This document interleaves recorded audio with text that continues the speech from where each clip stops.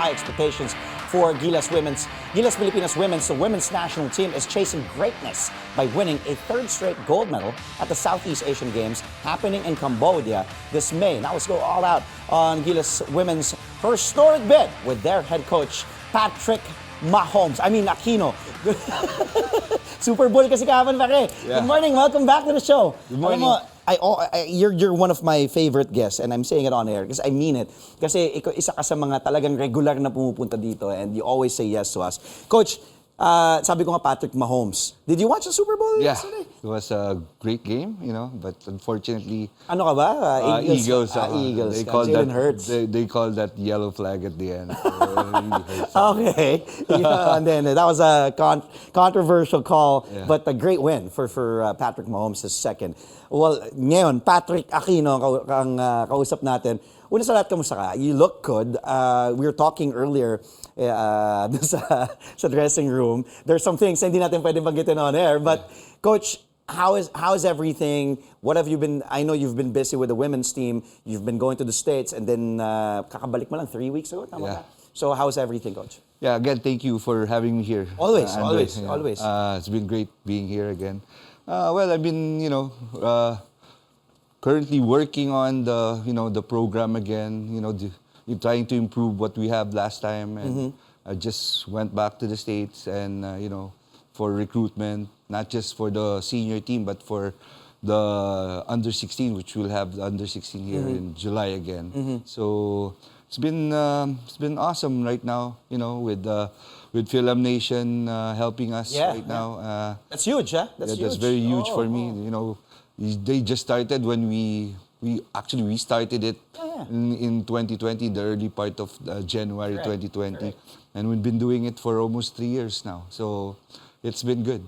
You said currently still working on the program.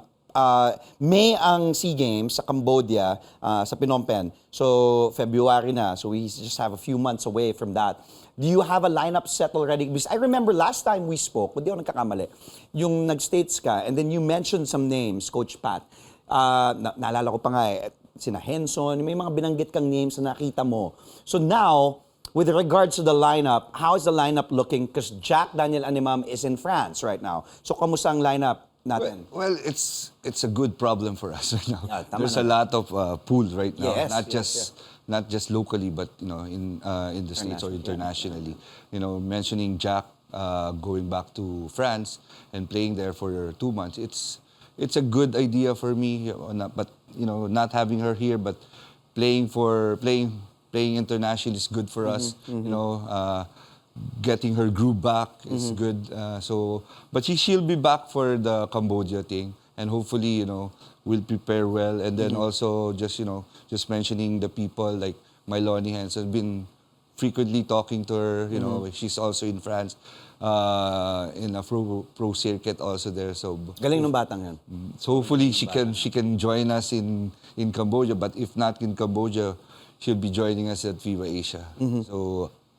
So there's a lot, I've talked with Ella, who's coming back, Berabe is coming back, and all those guys. And then locally, well, much improved, having the UAP once again, and, getting those young girls, seeing them play, like Casey De La Rosa. And all those girls from UST, from NU also, from LaSalle. Yeah. So it's great having them, having them in the pool. Yeah. And hopefully I could pick, the best of the best. So ngayon, wala ka pang talagang lineup na nakaset kasi may ilang months pa naman. And like what you said, it's a good problem to have. Not even a problem, pero at least ang dami mong choices ngayon. Yes. I remember din kasi, so dito sa yung mga Phil foreign players, you can only, kasi parang kailangan isa lang yata, tama ba?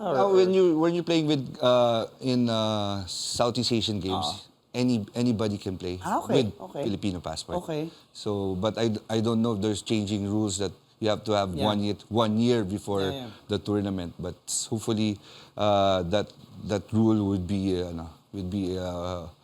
fine with us. So When you went to the States recently, may mga nakita ka pa rin ba doon? Pwede mong, can you mention some names na pwedeng mapapasok natin sa team? Or Yeah, I've been trying to, trying to contact Kayla Padilla from UPenn. Me and her mom have been talking, and she's just trying to adjust the schedule right now. I think they're gonna go into the what you call this, to the March Madness. So, March Madness, yes. So all of those things are intact with the schedule. So hopefully we could get that. And then been talking with the former players like Stephanie Barbarabe, she's graduating and she's coming back. And also the youth girls that played for us in the under 18 and under 16 that their possibility of coming here and going to school here. That's a good thing for us, just easily they can get them right away for the program. So you mentioned Ella Fajardo. Ano bang ginagawa ni Ella? And of course, kasama si Ella sa 3X ba? Si Janine yata. Janine. Sa 5-on-5 kasama siya. Ella's been doing great in her first year playing in the NCAA Division 1 at Fairleigh Dickinson University. Wow. So Division 1. Division 1. So it's in New Jersey County where so she's been playing well. I came to her school and watched her play and she did good. So Itong recent trip mo. Yeah. Okay, So, ilang ginawa siguro 12 points and how many assists? Hindi na pressure nung nanood ka? No pressure. Sabi ka, just play your game, Don't pressure. Don't have that pressure anymore. It was fun, having to see. Yeah, of course. And watching NCAA Division 1 and seeing Ella there and playing well, di ba? So it's a good thing right now for women's basketball. Now that having the Manila Hustle 3x3 just recently, it's been good for me in preparing also for the other 3x3 programs that we're gonna have, and hopefully those little events or tournaments na that we can have it be great for the program. So, You also mentioned si Stephanie Berberabe. Sabi mo nga, she's a part of the pool kasama. Isa ba siya sa mga, kumbaga, shoe-in na kasama dito sa lineup ng Cambodia? She did great actually Vietnam. from Vietnam. So I want her back definitely. But again, the schedule. But when I was there, I've been hearing that she was the player of the week twice in a row. So it's again, Swerte mo! yeah. So it's gonna be a big problem again.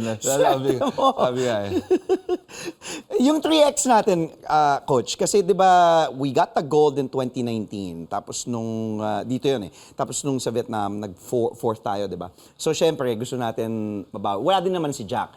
How's the 3X team doing?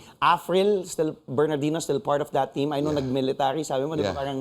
She'll be coming out soon from the military training from the Navy. How long did she... She's about 3 months yata yun. So in 3 months din siya hindi nakatrain with you? Train with me. So at least condition siya. Yeah. Kasi sa army from yan the army, from the training. So it's been good. So I know again, sabi ko nga, the Manila Hustle event was great for us. Not just for the national team, but for the women's itself, having those kind of tournaments. Correct.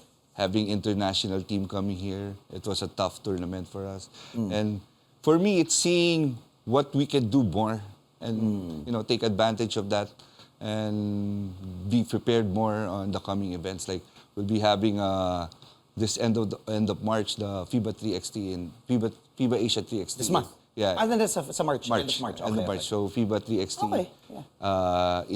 in Singapore. Okay. So again, and then Who will be playing there? Sino yung mga I have a pool of players already. That's about Afril, Bernardino. Afril, Jack, Casey De La Rosa, Katrina Guitinco, Janine Poteos. Jean Portes, at Kate Castillo, and then I'll have 2 more siguro on the pool. So hopefully manage it and sana maganda yung performance. Tapos sakto May 3X, kunin natin ulit yung gold. Yeah, that's why. Si Jack, nakausap mo siya, alam kong parang naka mo na yan, tatay-tatayan ka ni Jack eh. I just follow her, yung mga pinopost niya, nagfe-French na nga eh.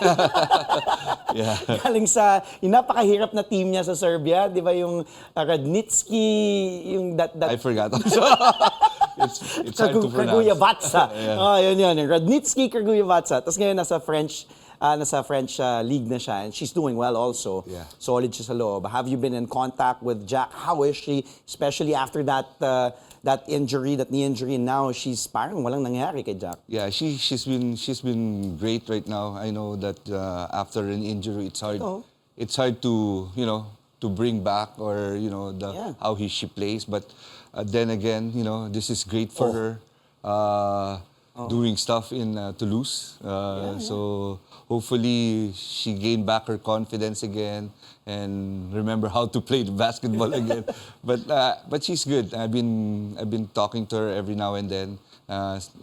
Looking forward to seeing come back. So ongoing yung season, she won't be able to play dun sa 3X, but she will be able to play sa SEA Games. Tama ba? Definitely. Yeah, Okay. tama Sure ka. yun. Tama. Okay. Sure yun na babalik siya dito for the Cambodia team. For SEA Games. For SEA Games. And yung 3X sa SEA Games. Yes. Di ba lalaro siya? Yes. Training, makaka-train pa siya. Makaka-training pa siya. Because I think she's be back in 2 months lang yung contract niya. So, be back by the okay. end of Okay. March.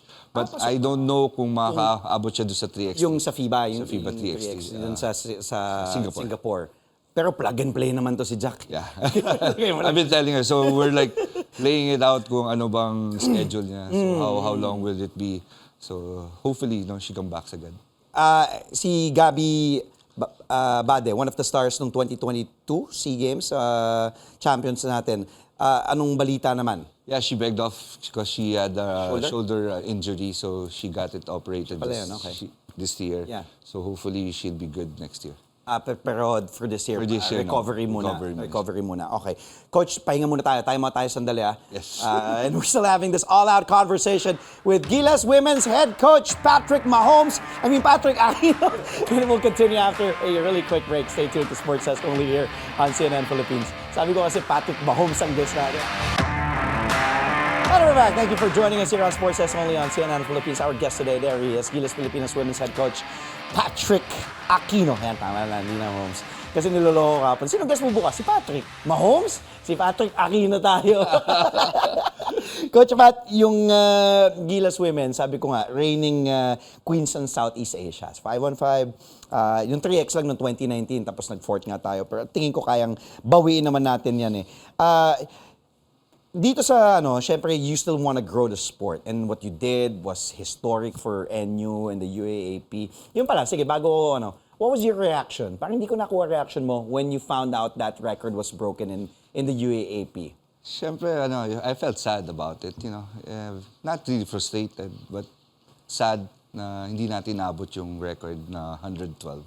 But eventually, nag-champion naman. So, happy pa rin. Yeah. And happy for NU. I hope na they continue winning and the program grows more. Yeah. And yung ginawa mo nga sa program ng NU, eto sa Gilas Women's natin, grabe talaga. Kumbaga, pagdating sa women's basketball, alam mo naman yun, Coach Pat. So how important is it for you to develop this? And ang dami ka nang nare-recruit mga bata here and abroad as well. Yun to develop that winning culture dito sa women's basketball sa Pilipinas. Na you're still continuing to grow, na you still want more, I'm sure, for the program. Yeah, I mean, siguro as the program director for women's program for SBP, I need to really, go out and see what's happening in the provinces. Just have that that grassroots program develop, and how do we do that? We need to come in and tell the coaches what we need to do, and I think being there for quite some time. I've been going to the provinces already, but seeing the amount of girls coming out and being engrossed again to basketball is priceless. good to see. Priceless Diba? to see. So, I mean, we've been doing that. Sabi ko, let's have a list of kids na, and let's make it happen. All the coaches in Manila when sometimes they go to the province, they say, who are the kids here? Here are the list now. So that's what we want to do, and make it simple or easier for the coaches here in Manila. Right now, so wala ka na sa NU, di ba? Months na before the UAAP Before pa, the diba? UAAP. So wala ka na sa NU Women's. And then, sa PBA, wala na rin recently, di ba? So ngayon, nakafocus ka dito sa Pilipinas, sa program natin. what else does Pat Aquino want and hope for the program? Like ano pa yung, kasi syempre sa region, kumbaga okay tayo kahit paano ba sa SEA Games, sa Southeast Asia. But you still want to be a contender sa Asia, di ba? Lalo na pag makaharap na natin yung mga China, yung mga malalakas sa Asia. And then, eventually, hopefully, di ba, gusto mo din syempre to compete with the USAs, with the European teams, so on and so forth. Yeah, I mean, again, I would like to say thank you to SBP, especially to Sir Al Palillo, ED Sani Barrios, for really supporting the women's program. You know, I know they've been busy with the World Cup right now, but then again, you know, we've been having all those, you know, this tournament just to grow. And syempre, yung goal natin is not just winning the Southeast Asian game, but also being recognized as the top team in Asia. Correct. You know, I know. Being there already since 2015, we're in level 1 or level A, they call it. And competing with the, you know, actually one of the best of the world, like China, Korea, Japan, Australia. You know. So, you know, just being there, you know, probably soon, at least, no, we've been projecting to be there in the top 4 or maybe grow. Sa susunod pa, makapag-compete tayo sa Olympics or World Cup. You know? Yun ang goal. Not just the men, but also the women. The women, syempre. Kasi men, eto, nag-World Cup na nga tayo. Eto, we're eyeing a three-peat, syempre, sa SEA Games that will make us come close dun sa record ng 5-peat ng Malaysia. Although, may yung 1997 to 2007 pala yun, no? Ginagamit mo ba yun as motivation, syempre, yun ang ano natin dahil, eto, unti-unti, step by step. 2019, na-check, di ba? Gold tayo dito. Nung sa Vietnam, check. Ito, Cambodia, check. Pero unti-unti, yung bang ano mo? Yeah, siguro hindi naman natin ina-expect na mag-champ. Actually, hindi natin ina-expect mag-champion noong 2020 o 2021. In Vietnam? In Vietnam, but you know. Kasi hindi tayong host. Hindi tayo host and then we lacked Jack. Oo, pati yun yung pandemic, nawala si Jack. Pandemic, and you know, sabi ko, let's just put a team that, you know, that will have that fighting heart. And good enough, you know, we did it, and nobody expected us to do it. But we did it, and hopefully, you know, this coming Cambodia, Southeast Asian game in Cambodia, we'll try to do it again. And, you know, sabi ko nga, maraming problema, but the thing is, we could, you know, do our best, you know, for the country. Lahat naman mga players, lagi ko sinasabi, we do this for the country, and I know a lot of people will be supporting us for that. Coach, before I let you go, dahil si Jack, she's doing well sa France, yung mga iba din natin na players. Sa tingin mo, is it possible or nalalapit na ba na may isang Pilipina na makakapaglaro sa WNBA? Definitely. Sino sa tingin mo? I think one is Jack right now. Jack Daniel naman. He has one of the, you know, siguro nasa road na siya. Of going there. Hopefully, you know, maybe another girls coming out from college like Casey, you know.